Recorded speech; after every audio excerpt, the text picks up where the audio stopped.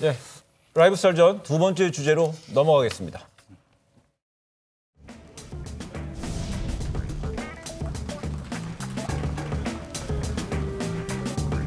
새로운 보수당은 청년이 이끌어가는 보수고 중도를 아우르는 새로운 보수입니다.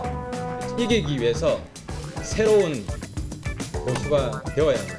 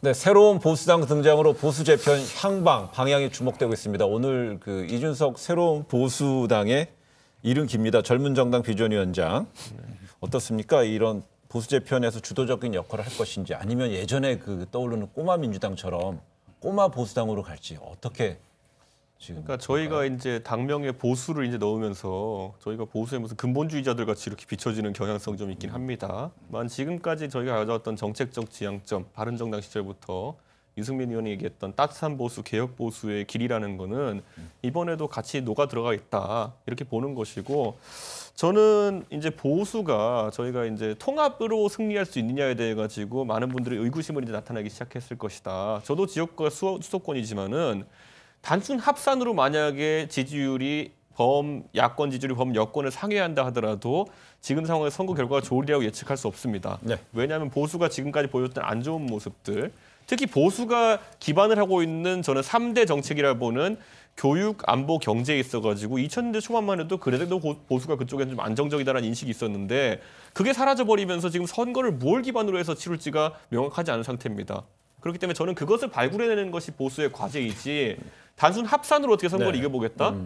이거는 그래도 집니다. 제 생각에는. 근데 하태경 창당준비위원장은 올드 보수는 질 수밖에 없다 얘기했는데요. 여기서 올드 보수가 자유한국당을 지목한 걸까요? 아니면 당내에서 생물학적으로 나이가 든 어떤 인물들에 대해서는 약간 경쟁력이 떨어진다는 얘기로 볼 수 있을까요? 한국당의 일부를 말하는 거가 아닐까요? 예.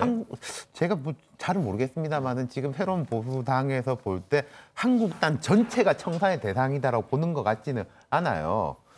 그러니까 그 일부를 말하는 거고 앞으로 본인들이 좀 이니셔티브를 잡아가겠다 그런 의지의 표현 아닐까요? 저도 좀 한 말씀 보태면 저는 그 새로운 보수당이 정말 잘 됐으면 좋겠어요. 진심을 담아서 드리는 말씀인데 왜 그러냐면 지금까지 어떤 대한민국 보수 세력이 어떤 주류를 형성했던 현재 한국당 세력은 너무 안이하고 나태한 측면이 있었어요. 다시 말해서 이른바 어떤 박정희 이데올로기라고 하는 것들이 수명을 다해가면서 그러면 어떤 대한민국에서 새로운 어떤 보수의 이데올로기, 보수의 어떤 가치 이런 것들은 대중적 어필이 그러면 할 수 있을 만큼의 컨텐츠를 만들어냈는가? 저는 못 만들어냈다고 생각하거든요. 그런 점에서 어찌 본다면 올드 보수라고 하는 게 세력의 개념보다 어찌 보면 또 콘텐츠라고 하는 그 개념으로도 얼마든지 해석할 수 있어요. 네. 저는 그런 점에서 새로운 보수당이 정말로 대한민국의 앞으로 어떤 10년, 20년을 내다보면서 새로운 보수의 가치를 창출해낼 수 있다면 저는 그것이 대한민국 전체의 어떤 정치 발전에 대단한 동력이 될 수 있을 거라고 생각하거든요. 저는 그런 점에서 새로운 보수당이 정말 잘 됐으면 좋겠다는 말씀을 정말 진심을 담아서 일단 첫째 드리고 네. 하나 어제 잠깐 했던 말씀을 다시 한번 드리면 새로운 보수당과 안철수계를 자꾸 연결짓는데 새로운 보수당이라는 장명 때문에 안철수계가 합류를 못한다는 인과관계가 아니고요. 제가 볼 때는 안철수계가 합류하는 것은 사실상 거의 물 건너갔다고 본 전제하에서 새로운 보수당의 어떤 앞으로를 뭔가 보는 게 오히려 현실적으로 맞다. 이 점도 다시 한번 좀 확인하고 있습니다. 저는 이 새로운 보수당이라는 이름을 딱 들으면서 그 2004년에 뉴라이트 운동이 생각나더라고요. 그거하고 좀 연결되는 건데. 제가 이제 설명을 할게요. 어떤 분은 네오콘이랑 엮으시던데. 네오콘이 결국 똑같은 말인데 그래요?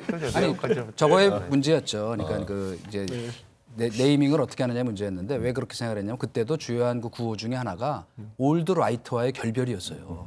그리고 다만 이제 제가 하나 보태고 싶은 건 뭐냐면 뭐 그게 뉴라이트가 됐건 새로운 보수가 됐건 좋은데 방향성은 한 가지 아쉬운 게 있더라고요. 뭐냐? 지금 그 올드 라이트, 올드 보수로는 안 된다는 얘기를 했으면은 이제 곧 나오리라고 보지만 올드 레프트도 안 된다는 얘기를 꼭 해줘야 되거든요. 그래서 뉴 라이트와 뉴 레프트, 새로운 보수와 새로운 진보의 경쟁 구도가 돼야 우리나라가 발전한다는 얘기가 해야 이게 세트가 되는데 네. 갑자기 올드 라이트는 안 된다만 있으니까 올드 보수는 안 된다만 얘기가 있으니까 사실 지금 심각한 문제 중에 하나는 이 올드 좌파, 흔히 우리가 얘기하는 종북 좌파도 안 되는 거거든요.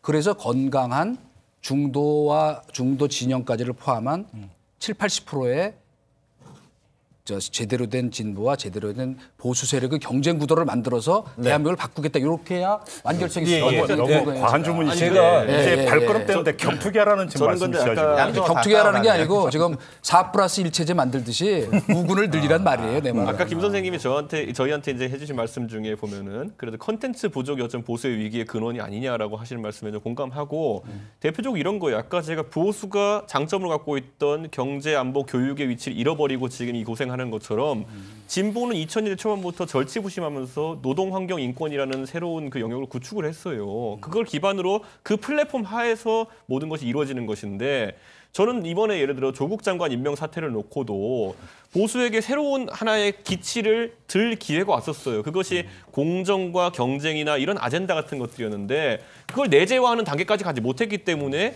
지지율이 일시 상승하는 것처럼 보였다가도 다시 내려앉는 거거든요. 그런데 그걸 내재화하기 위해서는 당 내부에서부터 그런 쪽으로 문제가 있는 인사들을 쳐낸다든지 엄청난 자기 혁신이 필요했었는데 이건 뭐 고 노회찬 의원이 자주 하시던 말씀이지만은 뼈를 깎는 혁신을 해야 되는 상황 속에서 때를 미는 상황이었다. 이런 정도의 평가를 할 수밖에 없는 거거든요. 그러니까 저는 지금 시점에서라도 보수가 승리할 수 있는 길이나 앞으로 더 이제 기반을 구축하는 길은 때를 미는 게 아니라 진짜 뼈를 깎는 그게 있어야 된다. 이준석 위원장 와 계시니까 제가 질문 내지는 고언을 뭐 비슷한 거 드리고 싶은 게 자, 좋아요, 좋은데 요즘은 이제 당들이 만들 때 옛날에 많이 하던 이야기를 안 해요. 100년 정당이 되겠습니다 하는 당들 잘 없더라고요. 스스로들 다 아니까. 그럼 제가 뭐 이 당이 뭐 몇십 년 갈 걸 약속해라 이건 아닌 거고 새로운 보수당을 보면은 둘 중에 어느 쪽인지 헷갈리는 게 있어요. 이게 프로젝트 정당이냐 플랫폼 정당이냐. 예를 들어서 좀 이렇게 합치기 위한 내지는 한번 뭐 자유한국당하고 뭐 흡수가 되든지 아니면 바깥에서 이게 같이 합치든지를 위한 징검다리용 정당인지 우리 중심으로 한번 가보겠다 총선을. 그게 국민들이 볼 때는 헷갈리거든요. 그게 좀 뭐가 있어야지 아 여기는 이 정도 그림이겠구나라고 기대할 사람은 기대하고 뭐 비판할 사람은 비판하고 그 정리가 좋은 질문입니다. 답변해 주세요. 저는 제가 이 고민에 대해 가지고 저희가 11월 달에 원래 창당을 하려는 계획이 있었어요. 그때도 언론에 한번 등장했었는데 근데 그 당시에 이제 사실 안철수계 의원들의 합류를 기다려야 된다라는 그쪽에 이제 주문 같은 것이 있어 가지고 저희가 그 시기를 늦췄기 때문에 저희가 당연히 들을 수 있는 비판 겸 또는 의심이다 저는 이렇게 보고요. 저는 지금 상황에서 저희 소위 말하는 바른정당계 내에서도 보면은 통합론자가 있고 독자 생존론자가 있습니다. 그런데 이 통합 그 론자들의 목소리가 좀 약해진 이유는 뭐냐면은 지금 이제 독자 생존파에 속하는 유승민 의원이나 아니면 저나 정병구 의원이나 이런 분들 같은 경우에는 과거에 바른정당과 국민의당의 합당 때도 아 우리는 신념을 지키면서 가자. 지선을 앞두고 세력에 대한 논리로 가지 말자라는 얘기를 했었는데 그 당시에 통합론자분들의 의견을 좀 받아들여가지고 바른미래당을 만들었던 것인데 그 시도의 결과물이 지금 다들 보시겠지만 아주 좋았던 것도 아니기 때문에 지금은 확실히 어쨌든 아까 말했던 플랫폼 정당 또는 뭐 100년 가는 정당 아닐지라도 독자 생존론 쪽으로 많이 이제 무게가 실리는 상황입니다. 내부적으로. 그렇다면요. 독자 생존이라면 뭔가 큰 비전, 뼈를 깎는 뭐 혁신이 필요한데 뭐 때를 밀고 있다 이런 식의 이제 비유도 하셨는데 그렇다면은요. 지금 그 TV에 등장하는 창당 그 뭐 새로운 보수당 출범 전에 그 뭐 창당 준비에 띄우고 할 때 뭐 드레스 코드로 청바지 입고 오면서 청년들한테 호소 어필을 하겠다 이런 뭐 강조도 하셨는데 그럼 흔히 말하는 지금 TV에 등장하는 주요 인물들 뭐 유승민 의원, 정병국 의원 또 뭐 이준석 최고도 있고 뭐 하태경 의원도 있고 이분들은 그대로 자리를 지키시고요. 청년들한테 그럼 내줄 공간은 어디서 마련할 수 있습니까? 실제로 이제 저희가 영입하는 인사들 네. 이제 장이 창당 과정 속에서 계속 발표를 하겠지만은 그분들 같은 경우는 지금과 굉장히 다른 형태의 기성 정치권에 볼 수 없었던 이번에 저희 발기인에도 참여했던 분들을 보면은 하태경 의원 최근에 이제 게임하는 롤 게임 쪽에 이제 부조리 같은 것을 많이 해결하면서 그게 이제 좀 이름을 날렸었는데 그분들의 부모님과 그 선수들 일동이 이제 저희 당에 굉장히 관심이 많아서 가입할 것 같고요. 그거 외에도 보면은 지금 저희 뭐 휴대폰 유통하는 쪽에서 부조리를 당하고 있는 업주들이라든지, 그러니까 보수라는 개념이 저희가 잘 봐야 될 것이 지금 우리나라에서 수십 년간 이어온 보수만 볼 것이 아니라 저희가 보수당이라는 당명을 갖게 된 것은 사실 영국 보수만 본다 하더라도 그 보수의 분파가 가장 최근엔 데이비드 캐머런까지 해가지고 상당히 넓어져 온 것이 사실이거든요. 벤저민 디즈레일리부터 시작해가지고 상당히 중도적 세체를 갖춘 보수들이 보수당의 이름으로 활동하면서 그 지평 넓혀온 건데 아마 그런 모습을 저희가 많이 보이지 않을까 이런 생각을 합니다. 예, 알겠습니다. 지금 이제 현재 오후 3시에 열리기로 했던 본회 열리지 않고 있고요. 그 회기를 뭐 더불어민주당에서 하듯이 뭐 3일 4일째 짧게 하기 위한 뭐 초단기 임시국회를 할지 아니면 자유한국당에서 말하는데 한 달짜리 할지 그러니까 회기 안건에 대한 부분에 대해서 자유한국당에서는 필리버스터를 한다고 그럽니다. 예고하고 있는데 이렇게 되면은 사실상 오늘 3시 예고했던 것도 점점 늦어지게 되면은요. 첫 단추부터 지금 오늘 뭐 제대로 안 깨는 거 아닐까요?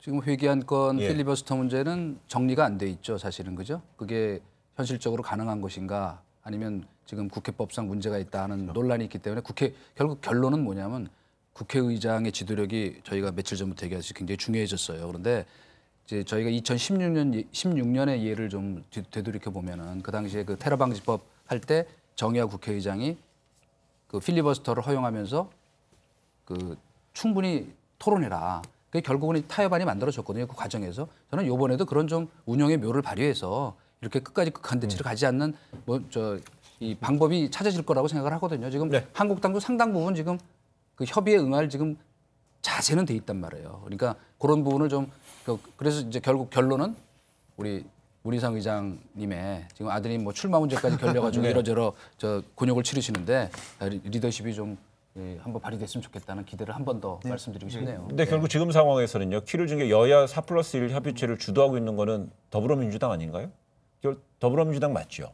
그렇죠. 예. 그럼 더불어민주당이 그러면 제1야당인 자유한국당한테 뭔가 그 손을 내밀 때 어떤 메시지가 있을 수 있을까요? 근데 그 문제가요. 예. 지금 민주당의 딜레마가 이쪽에 손을 내밀면 4+1이 약해질 수밖에 없거든요. 네. 그 예산안 협상할 때 막판에 꽤 잘 됐지 않습니까? 한국당과 민주당이. 그때 정의당이 되게 막 강하게 불만을 제기했었어요. 저쪽으로 가려고 하는 거냐, 우리 깨고. 그 문제가 있을 거예요, 민주당 입장에서는. 그럼 지금 결국 4+1에서 뭐 민주당과 자유한국당이 뭘 하려고 하더라도 그럼 거기서 왜 자꾸 정의당이 언급이 될?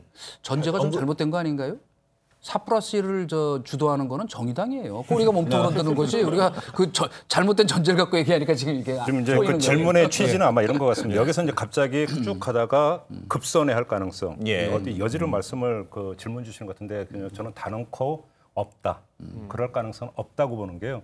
하나의 증자를 말씀을 드리면 이런 거예요. 그러니까 그 더불어민주당 지지층도 선거법과 그 검찰개혁법이 일종의 어떤 거래가 되고 있다는 걸 다 알아요. 그런데 문제는 이게 그 연동형으로 가려고 하다 보니까 의원 정수 확대 얘기가 잠깐 나온 적이 있었어요.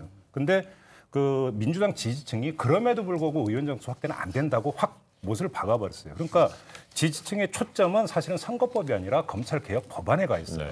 이 부분을 등지면서 선거법에 대해서 만약에 합의를 한다? 이거는 제가 볼 때는 지지층의 극심한 반발을 불러일으킬 것이기 때문에 설령 지도부에서 약간 그 아까운 부분들이 있을 거예요. 그럼에도 불구하고 선택지는 없다. 저는 단언해서 말씀드립니다. 저는 이거 분명히 선거법 협상하면서 최종안 나오기 전까지 아까 만드는 과정 다 공개해서 한다 그랬는데 공개 못할 것인 게 분명히 돼지고기는 갈아놨지만은 거기다 김치 넣자는 뭐를 왜 사람도 있고 먹는 얘기가 그렇게 많이 나와요. 저는 분명히 아주 어떤 알기 쉽고 정당이 좋아요. 어떤 4+1의 주체 중에 하나는 거기다 해바라기 씨 같은 것도 넣어놨을 겁니다. 예. 삼기 전에 안 보여줄 겁니다. 절대. 알겠습니다. 아, 배고프네. 근데 저희가 지금까지요 오늘 그 금요일 좀 스페셜 버전으로요 오늘 네 분하고 같이 라이브 설전을 해봤습니다. 첫 번째는 4+1 협의체, 그다음에 뭐 저희 조금 전에 이슈 토크에 나왔던 김영우 그 자유한국당 의원은 선거법상 국회법상 근거가 없는 어떤 실체 협의체라고 이제 강한 비판을 하셨고요. 우리 네 분들은 그 실체는 좀 인정해 주시면서 실질적인 권한과 범위에 대해서 이야기를 나눠봤고요. 그런 건데 이제 그 자꾸 이름이 입에 안 나옵니다만 새로운 보수당이 어떻게 보수 재편의 플랫폼이 될 수 있을까 아니면 그 뭐 플랫폼 주가 될까 아니면 파일럿으로 실험적으로 나왔을까에 대해까지 얘기해봤습니다. 예.